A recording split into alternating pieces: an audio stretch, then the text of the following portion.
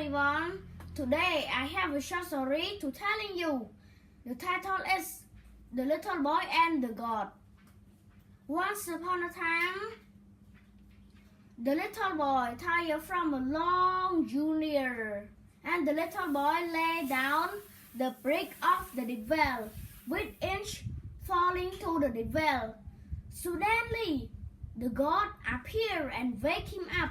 The God said, little boy, please wake up. If you fall into the water, the blame will be on me. And my name is bad because I find the people always blame problem on me.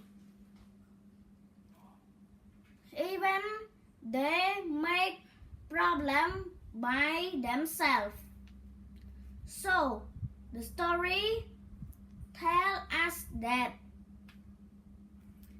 everyone has control over their own destiny. Thank you to my listen my story. Bye.